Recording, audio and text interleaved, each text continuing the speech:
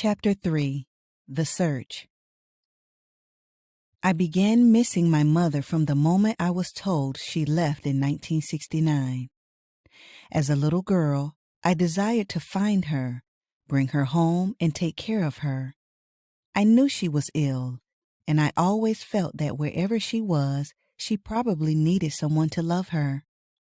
Unfortunately, I was too small to do anything. Besides, my father had said she may not receive us, even if we were able to find her. So, even though I missed her, it was just not in my heart to actually search for her back then. I had already felt rejected by her leaving. I did not want to risk feeling rejected all over again if I were to find her. As I discussed in my foster care storybook, A Gifted Child in Foster Care in 1974, my father left town for work, leaving my siblings and me in a house alone. He promised to send money.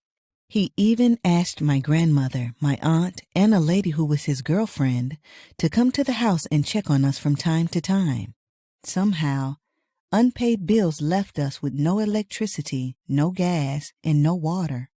A bare refrigerator left us hungry. A broken lock on the front door left us feeling afraid. The sheriff removed us from the home, and we became wards of the state. When I was 7 years old and living in foster care, my caseworker took me to visit my grandmother. During the visit, she told me about a call she had received from a hospital in another state, asking her if she could take a set of twin boys that my mother had just given birth to and left in the hospital. The hospital also told my grandmother that my mother had left a baby girl in that same hospital 3 years earlier and that the baby girl was adopted. My grandmother told the hospital that she was too old to care for the twins. Hearing this made my heart ache. I was disappointed in her as I felt like she did not care what happened to the twin boys. I did not tell her I was upset because I was afraid she would think I was being disrespectful towards her. The thing is that I wanted to know those babies because they were my siblings. Even at my young age, I felt that my grandmother should have at least had the twins brought to Kansas City, Missouri, so that I could get to know them. Since I was currently living in a foster home, I thought she could have them in place in a foster home in Kansas City so that they would be close to us.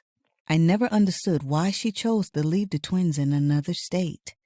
At that point, I knew I might never have another chance to know my baby siblings. After learning I had more siblings, I never heard anything else about my mother.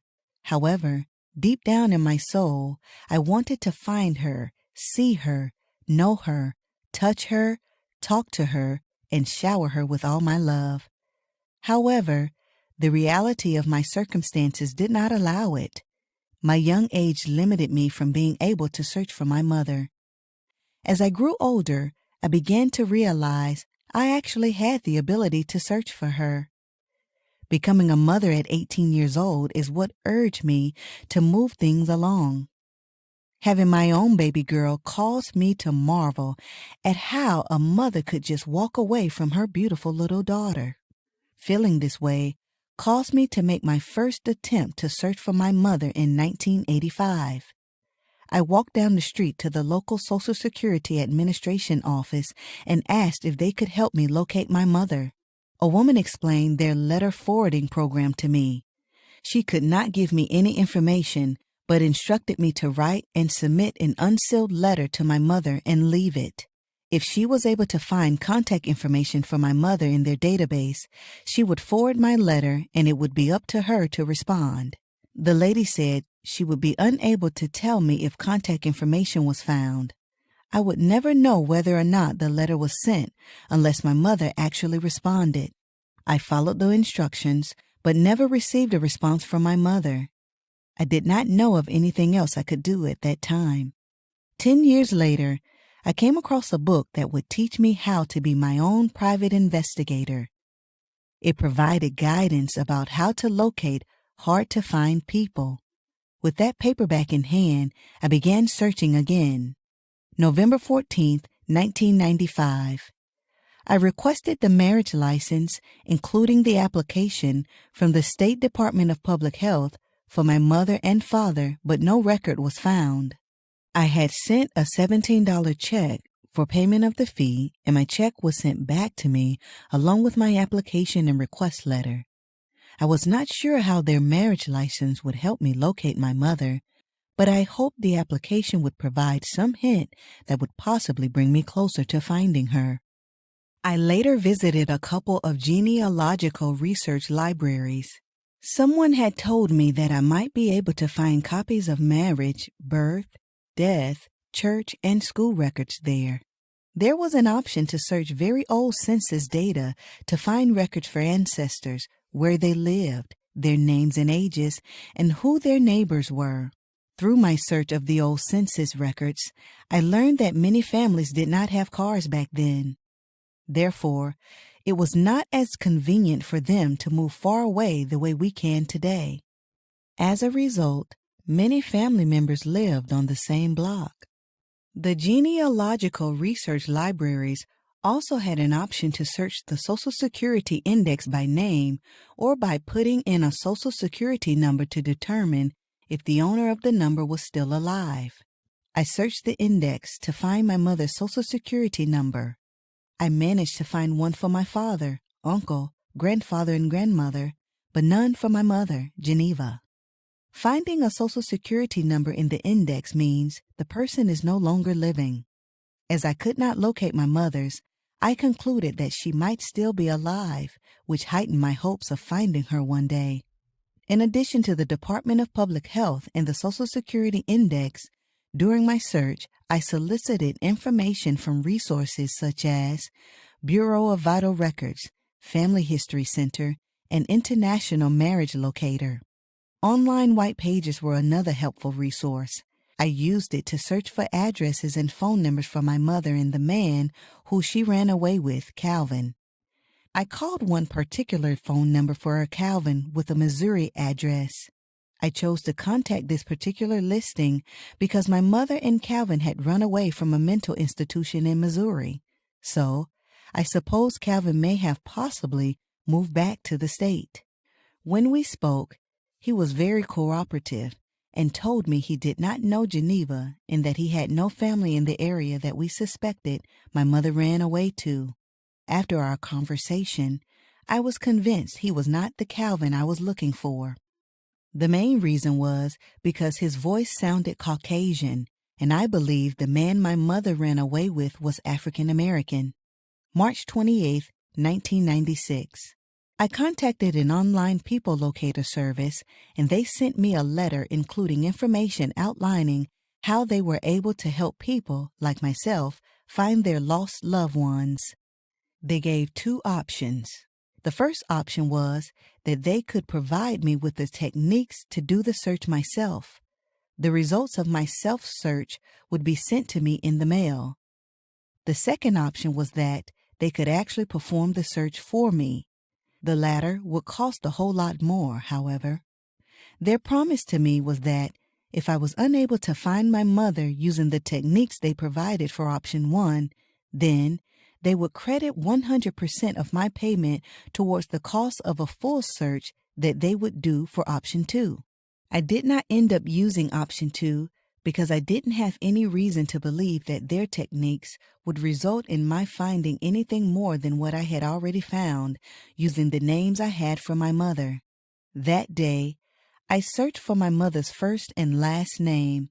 I have a letter that they mailed to me informing me that they were unable to find any information about my mother after searching their nationwide database. It was almost 2 years later before I invested in another online people locator service. January 9th, 1998. I miraculously obtained a Social Security number that was supposed to be for my mother. I also learned the current last name my mother was using. Both of these pieces of information were surprise findings. I had been searching for her under her maiden name and the last name she had acquired from marrying my father. My heart was filled with excitement. I could not wait to search for my mother using her Social Security number and new last name. I had often been told that I could find my mother easily if only I had her Social Security number. Finally, I had the key to unlock the mystery of my mother's location. When I searched, nothing came up under that Social Security number or the new last name. I proceeded to search another online people locator service and contacted some people who I felt could possibly know my mother or in some way be related to her. Some shared her last name and some did not. When that was not productive, I did a name search in an online phone directory. I also used it to conduct an online search for addresses and phone numbers for Geneva using the current last name I had just found out. My father had already told me my mother ran away with a man named Calvin. Now that I had her current last name, I presumed that the man named Calvin might have had that same last name. The online phone directory had no listing for a Geneva with that last name and one listing for a Calvin, but it was not the Calvin I was looking for. My excitement about finding my mother with this new information was dwindling. January 27, 1998. I searched again. This time, I ignored their last names because a private detective had told me that a woman who is lost may have changed her last name due to marriage, and so it could be harder to find her. I sent a letter to 4 women named Geneva who shared her middle initial and date of birth. I had informed the women that I had found their information through an online people search. The letter included my age and the names of my brothers and sisters. I wrote, "I am searching for my mother who left my siblings and me when I was 2 years old. Please call me when you receive this letter to let me know if you are, or even if you are not, the Geneva that I am looking for." I invited them to call me collect, meaning I would pay for the long-distance phone call. Since this was in 1998, landline phones were still widely used and cellular phones had not become as popular as they are today. I continued, "Or you can write me back using the self-addressed stamp envelope that I have enclosed." I ended my letter by assuring them that my letter was for real and that this was a sincere search for my mother. Well, all 4 of the women took my inquiry seriously because they each wrote me back to let me know that they were not the Geneva I was looking for. One of them even followed up with a phone call to me. I felt happy to receive the responses, but sad because my mother remained lost. With declining enthusiasm, one day I sat down in a chair at my dining room table. I wrote a very long letter for my mother, beginning with, "Dear Geneva, my name is Grace, the youngest of the 6 children you left in Kansas City, Missouri, back in 1969. Thoughts of you have lingered over the years, and it is my dream to know where you are and how you are doing." In my letter, I recalled how my father used to hit her and how, in my heart, he was to blame for her leaving. "He did his best to keep us together after you left," I penned. "My deepest desire is to hear from you. I am not looking for a mother, but would like to be there for you if you need anything." I shared with her the feelings of rejection I had experienced while growing up due to her not being in my life. But I also told her that I have since triumphed over those feelings and that my life was good now. After writing a few memories I had about her, I ended the letter by saying, "All my life I have yearned to see you again, and I refuse to abandon hope that I will find you one day." I poured my thoughts into this letter, but I never sent it. If you enjoyed this story, please like this video and subscribe to our channel.